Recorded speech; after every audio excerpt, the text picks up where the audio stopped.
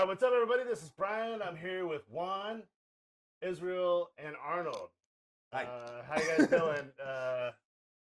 For those that you don't know, Arnold, if you ever seen any of the Metal Swap Meet artwork, Got some right behind us. Yeah. flyers and stuff like that, Arnold is the one that does it. Yep. So thanks for joining us, Arnold. Yeah. Well, I'm glad to be here. Yeah, Arnold, maybe kind of go back in time and tell us kind of how you got started with art and like with the metal art specifically. Man, I mean, I could go back to my childhood. I could actually let's start there. Mm-hmm. So I grew up in a Catholic family, and but my sisters they're older than me. They're like 10 years older than me, and they were always taking care of me when my family, my mom and dad were not part of just went out or something like that. They would take care of me, and so they used to show me all these great movies. They showed me like Chucky and like Rambo, and we would just watch movies all the time, horror movies and all kinds of things like that. So after a while, I remember I started drawing guns, but they were like little scribbles and shit. I was like 4 years old, 5 years old, and my parents started getting kind of like worried about me. I was like, why is his first drawing a gun?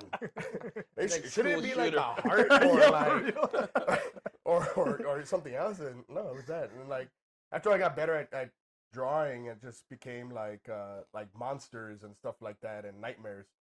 And it's mainly just because I really liked like horror movies as a kid. As I would ask to watch like Chucky all the time. But I mean, I would also watch like Disney movies and shit like that. What kid doesn't? Mm-hmm. But I got really inspired by a lot of that, and after a while, like the whole Catholic thing was kind of in my blood, I guess, from being raised that way. So I started drawing like Catholic kind of things, I guess. But it was still kind of funny because it was still like the more brutal kind of things, like fucking that one dude that fucking breaks everything apart with his hands and shit because he cut his hair or whatever the fuck. Samson, Yeah, Samson or whatever. Or just Jesus on the cross, but all bloody and shit. Yeah. And then just morbid visions. Huh? Yeah, morbid visions. Yeah. But anyways, I after that, I think around like 10 years old, I got really into comic books. I sucked at reading, so I would just kind of look at the pictures. but I did like a lot of comic books. I mean, there was like Danger Girl and Spawn and a bunch of other comic books around the time were like Image and I think and DC. But it was a very short period where I liked that kind of stuff. So asking me any questions about that stuff is just gonna be like, damn, I gotta really dig in my head. But the artwork is what really inspired me, and that's where I started getting really into doing like sci-fi and stuff like that. And that's what really pushed me into learning like perspective and anatomy and things like that. And that's where I really started taking like drawing a lot more serious, probably like around like 12 or 13. And then I just got really a lot more detailed in everything that I did after that, basically. I think I started working with you guys when I was, let's see, 20. Yeah, I don't think you weren't 21 yet. I don't believe. I might have been 20. Yeah, I think. Yeah. 2009. Yeah, 2009 was the first one, I think. Yeah. 15 years ago, so I was 23. No. Yeah, 23. I was 23. You were? Yeah. Okay. I mean, I've known you longer than that for sure, Yeah. but I didn't do artwork for Metal Swap Meet until 2009, so I was 23 by then. Yeah. So by that time I had already kind of done artwork for a bunch of different bands from all over California, a few from around the world. I did artwork for a band called Eraser, and I remember that was the first time I ever did artwork for simultaneously doing it for a band from Germany called Protector. They did a split together, and I had no idea that Protector was going to be on that same split. And I was like, holy shit, this is It's a big band. sick. Yeah, that's a great band. So I was pretty stoked about it. That was actually the first time I ever did artwork for like a band that that everybody kind of knows. That was cool. But yeah, I mean I think that's it. I mean, Yeah. I also do artwork for all kinds of different companies. One of the main ones that I do artwork for right now is SDM. I've done artwork for them for a while. They're a chef clothing company. SDM, you said? SDM, yeah. Yeah. And that's it. Other than that, yeah. Is there any like metal cover like artists or metal covers in particular that like have inspired your Oh man. your art at all? Well, mainly, honestly, it's gonna be fuck, Like Chris Moyen. Chris Morin. Chris Morin Yeah. is definitely one of them for sure. Mm-hmm. What's that guy's name from Death? Travis. Ed Ripka. Yeah, Ed Ripka, Repka. yeah, Ripka. Ripka, yeah. I think those are the two that call my attention the most. For the most part, some of the painters that actually inspired me the most, I guess, weren't even part of metal. For the most part, they were like video game artists at some point. Like Brahm inspired me a lot. There's a few other ones, but I seriously I haven't kept track of. Oh, Yeah. So you guys- actually, Beksinski is actually one of my favorite art painters of all time. Beksinski, I really like H.R. Geiger, but I mean, who doesn't fucking name them as like one of their favorites? But I really like Beksinski. There's a few others. I just can't really think of them since I haven't really thought about this in a while. Yeah. Did you take any formal classes or courses in painting or drawing or anything like that? I took a couple classes in college. I remember this one teacher that really didn't want to let me fail. I always thought it was kind of funny. It was like, because I wasn't really doing much of the work, but he really liked my artwork. And he was this like caffeine addicted teacher. And I remember what was cool about his artwork is it was all shaky. Like all his line work was just like shaky and shit. Yeah, He was just- carpal tunnel. no, it was just like self-induced fucking Parkinson's disease or something from drinking so much coffee. But I remember it looked really fucking cool. He really used it to his advantage, like all these like lines, like it's really really fucking awesome. But and I remember he was one of my favorite art teachers. I never really liked teachers to begin with because for whatever reasons, that's the reason why I went to culinary school because at least there you can't lie about whether something is good or not.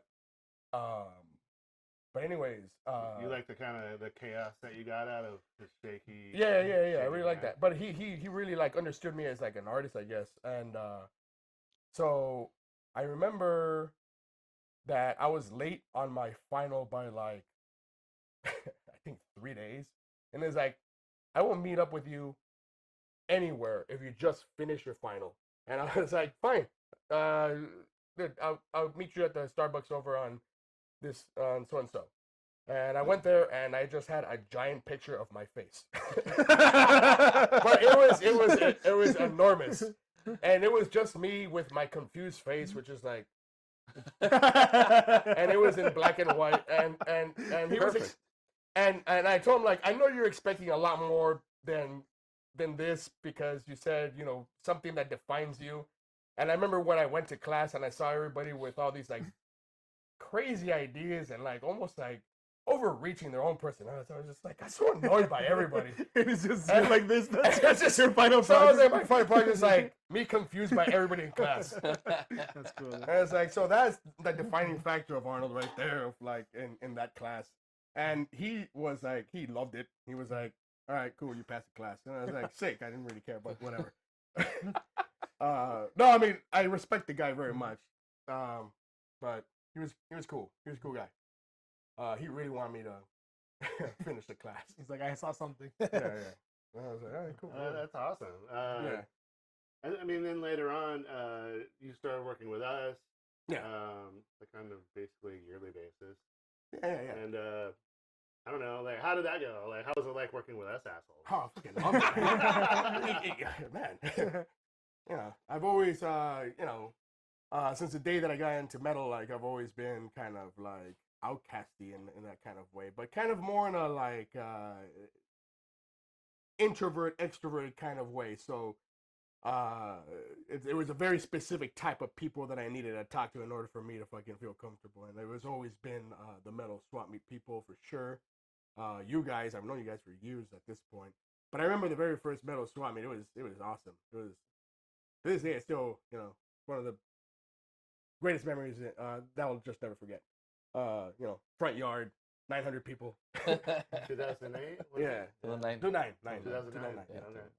And I just remember I was like showing all my artwork, and I sold some artwork, and then after that year, I just realized like I can't be in the booth. Right. Too much good people around here. I really want to walk around. I can't be held back by a booth.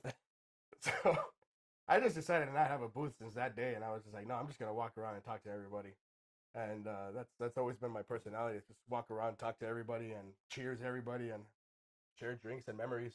There's some people that get a booth just for a place to kind of like. Well, it's usually more than one person, Yeah, but just as a place to like kick it yeah. when they're not walking around.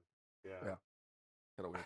I don't stop walking. But by around. yourself, that's a little rough. Yeah, Remember yeah, the first year when you did the first artwork, yeah. Brian and I stayed up pretty much all night I remember printing the that. shit in the garage Yeah. over Printing here. t-shirts. Printing Yeah. t-shirts Yeah. in the garage, and we're like, what the fuck?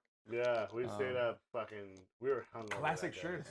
It was fucked. Yeah, I got Classic one on the shirts. wall there. You guys. Yeah, can yeah, see yeah, it, yeah. but I remember that one. Oh man. That's why it's. I'll show a picture here, but Yeah. that's why it's the stmetal.org. Yeah. Logo's falling apart because we printed that drunk in the middle of the night.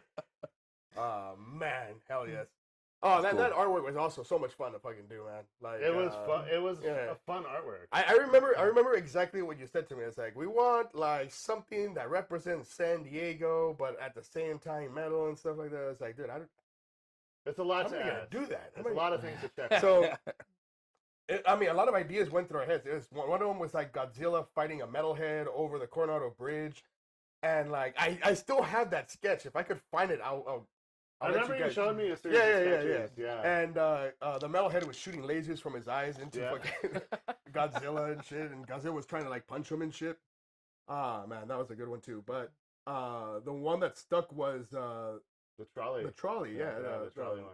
hell bent fucking trolley. The dude puking off the trolley. Yeah, exactly. Yeah. And if you've been in a trolley, you know that happens. So All the does time. yeah, People yeah, pissing yeah. and puking. Usually they don't puke out the trolley. They puke Inside, yeah. There is a little thing that it says on the trolley itself, because every single trolley has like a line and Yeah. and like what it means or where it's going, like blue line, Yeah. orange line. Mhm. I think though, if I remember correctly, it said hell line. Nope, it says Inferno Line. Inferno line. That's what. Oh my god. I can't Inferno remember Line what it was. 666. Yeah, Inferno line 66. Yeah. God, there's more to it than that. How did I forget? Well, it's been years since I've seen that artwork. But It has yeah. been years. Yeah. Yeah. Cool. But yeah. Ah, that's a great one, man. So apart from art, you're also a chef, and you've Yeah. been at it for a while too, which is Yeah. really interesting kind of thing. You go from one art medium to kind of like another one. Because Yeah. This is another way of creating.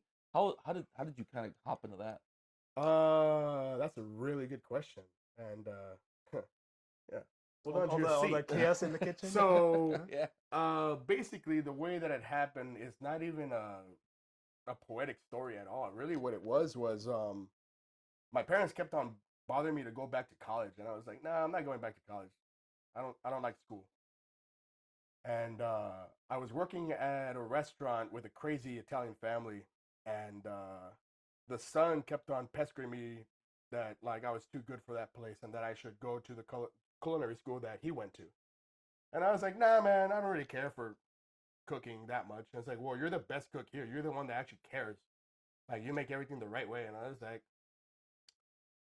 nah, I'm not gonna do it. And then, like, one day, my dad and my mom were, like, arguing with me. And I'm like, and they want me to go to school. And at one point, they say, any school. And I was like, all right, I'll go to culinary school. And so... Were you hoping they said, "Fuck no, it's too expensive," or? No, they definitely said that afterwards. Fuck no, that's too expensive. We don't trust you. You're gonna fail, and you're gonna leave the fucking the loan on us and shit. And I was like, no, actually, impressed by the school. I was very impressed by it. I was like, no, I actually want to go. After I actually had like a tour of the place and I saw how the demeanor of the chefs and stuff, I was like, I've never seen anything like this in my life. This is exciting.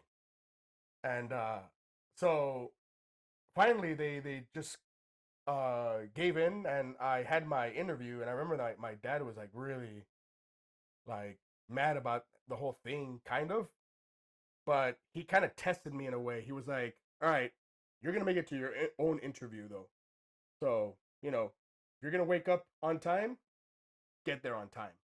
And I didn't wake up on time. And I remember I was like, well, I guess I'm not gonna make it my interview. And I remember a friend calling me and she was like, I'm taking you to an interview. You're not gonna stay in the house. And I was like, fine, god damn it. So I got ready. She took me to my interview, and I made it to my interview, and I went to culinary school, and I got chewed the fuck out by French chefs, and not just French chefs. There was Swedish chef. There was chef from Hollywood. Chef Lewis, man, that guy, fuck. But yeah, basically, it was a year of just me unlearning all my bad habits in Kitchen. in the kitchen, basically. But man, they're brutal. But the thing is that, like, for the first time, I actually had respect for teachers because they actually were talking like unbiasedly what they knew about, like, what they were talking about.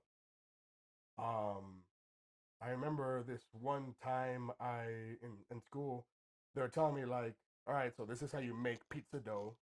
If a little hole gets made while you're stretching it, start over, because you're not going to be able to pinch it shut. It's not going to happen. And then once you put it into the oven, That's true. Yeah. yeah, I've tried that. You pinch it and it just makes another hole next to it. yeah. So and it's like, and basically, if you put it in the oven, your sauce is going to bleed out and it's going to leave a stain in our magnificent pizza ovens. And I was like, yeah, whatever, dude. So I made one and I pinched it and I threw my pizza in there, and then the chef came over and he started pulling everybody's pizzas out while we were taking a test. And then the chef runs down and he's like, whose pizza was the one to the right? And I was like, fuck no. That was me. And it's like, and then I go over there and he grabs the pizza out of the oven because it was stuck, but he like cuts it off, throws it on the counter, and he's like, clean that shit up and clean that shit up and go home. And I was like, fuck. And like that's when I knew that I could not lie anymore. Like Yeah. I could not bullshit anything at all. Right. So Because the result is right there. You Yeah. can see it, you can Yeah. taste it, right? exactly. So I picked all my shit up and I came back the next day and I was like, all right, kind of, Trying to buckle down. yeah, exactly. Or ponte las pilas, as my dad would say. Yeah. You Get know, your shit together. Yeah, pretty much. Yeah. But time to arise from the ashes, I guess. Yeah. But anyways, after that, I basically started doing as hard of a work as I could, and I graduated from culinary school. And it was fine after that because I just gave it my all and all that stuff. And I thought, all right, this is as hard as it gets. No, it doesn't. I went to my first staging place. I don't know if I should mention like names or anything like that, but Fuck, nobody watches this thing. Come on. Name names. no. So I went to Juniper Inn, and it happened to be the best restaurant in San Diego 7 years in a row after I got there, and that's why I stayed there for so long. But I got there, and I remember I was doing my externship. I had to do 200 hours of externship there, free work, free labor, while I was trying to Jesus. work a 40-hour shift at my other job and pay everything, I guess. But I remember my first day was the worst fucking day ever. Basically, I was in everybody's way. I could not work as fast as everybody. I could not calculate things like anybody else can. And so but I stayed there 10 hours. thrown into the fire. Yeah, I literally was like, I'm not leaving until I get at least one thing right. And so they're like, all right, the best thing that you could do at this point is go and mop the walk-in, and we'll see what you do after that. And after that, you could go home. So I went. I was mopping the walk-in. I was like, All man. sad and shit. Yeah. And a little bit of the mop got stuck to The rack. the racks. Yeah, Yeah. the racks are in there, and I pulled it real hard. Oh. And no. this freshly made lobster stock that was being made that was being made for the next day for a new menu item knocks over, spills completely. Oh, The entire Fucking Three walk-in- Stooges and shit. Yeah, Fucking yeah. shit. All sick and shit. yeah, the entire walk-in kitchen just becomes a steamy fucking Oh, place. no. I'm just like, Yeah, it is like Three Stooges. Like Yeah. when you're painting, you fall down, the bucket of paint goes on your head. He's Yeah. like, whoop, whoop, Yeah. whoop, whoop, the whole And time. I was He's like, yeah. fuck, dude. And so I walk outside, and I'm just like, kind of defeated. And I look at, our prep leader, and I was like, I did a mistake. It's like, what'd you do? It's like, I knocked over the lobster stock. I was like, well, clean it up. It's like, well, what can we do? It's like, nothing we can do about it now except clean it up. And it's like, what do you think the chef's gonna think? And it's like, well, you're gonna find out. And I was like, fuck. I was like, hey, tomorrow's a new day. It's not No, it's like- sugar-coated at all. Huh? No, Yeah. tomorrow's a new day. Tomorrow, just do better. And I was like, all right. So I walked in there, mopped it all up, came back outside. I talked to the chef, the head chef of Juniper Inn at that time, which is a different chef than it was later on. Really awesome guy. He basically said to me, hey, well, I went up to him and I said, hey, I'm sorry, I spilled the stock. And I was like, did you clean it up? And I was like, yeah. It's like, all right, well, time to go. And I was like, here's my progress report. You just guys say whatever you want to say on it, and so that my school knows how I did. Oh, so this school got you the job there kind of as an intern? Yeah. Okay. So he filled it out and everything. Do you mind if you mention what school you went to? San Diego Culinary Institute. It doesn't exist anymore. It died right before COVID. Oh wow. But it was considered the best culinary school in San Diego at the time. Oh, bummer. It was a really good school. But anyways, and so right after you filled out my progress, it was like, so how'd I do? It's like, well, you're free labor, so Good enough. Yeah. So there's that. I was like, do I have a chance at getting a job here? It's like, not in hell. Nope. And I was like, fuck. But you got you have 190 hours more to prove me wrong? And I was like, all right. So after 190 hours, I actually proved him wrong. They brought you on full-time? Yeah, they brought me on full-time. I made it to what sucked was right after I got hired, they changed me from prep to a separate part of the restaurant kind of prep, which is basically I'm by myself and I had to pick. You can't make it to that part unless like they trust you. Mm. So everybody saw me as a traitor in the prep team. I was like, what? Like I didn't ask for this and shit. But then that's when you start to kind of realize that like there is a lot of competition in the culinary world. And then that's when I started realizing that I went from the metal scene to the culinary scene, and they have so many similarities. They're not the same. Oh, yeah. They have a lot of similarities. It's like, how many books do you have? How many chefs do you know? Oh, shit. How much, you know? Instead of Dude. vinyl or CD, Yeah, like instead of that vinyl, shit. it's like, dude, I'm serious. Like, it, Yeah. it became the same. Yeah. Elitism of all kinds, dude. It's like, oh my God. Like, what? And they are they're not exactly the same. Obviously, they're very different. But, I mean, within the culinary world, you meet other metalheads and, you know, people of all different creeds and cultures and everything. But it's still kind of crazy because the culture itself, Very competitive. yeah, very very competitive. Everybody wants to be the best. Everybody wants to show someone up a little bit. If you become a leader, everybody will shit on you, but that's just certain places.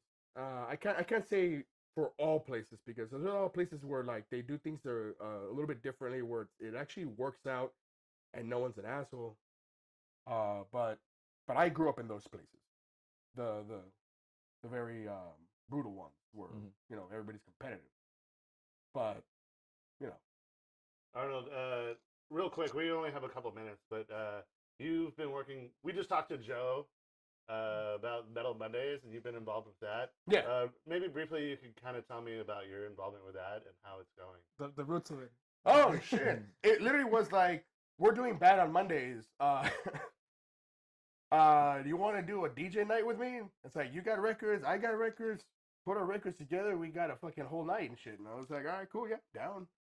Honestly, the way it happened was like I was looking to fill up some time on Mondays because, you know, it was just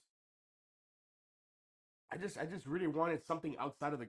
Honestly, it connects with the last question. I just wanted something to not do with the culinary world anymore. I was like, you know, I spent, you know, over 15 years at this point. 15 years? 10 years. So yeah, I just wanted to climb back onto just hobbies that had more to do with like metal and stuff like that. And I think this was like a really good way for me to feel a little bit more part of this metal family again. Yeah. Well, I mean, Yeah. you never like left in my eyes.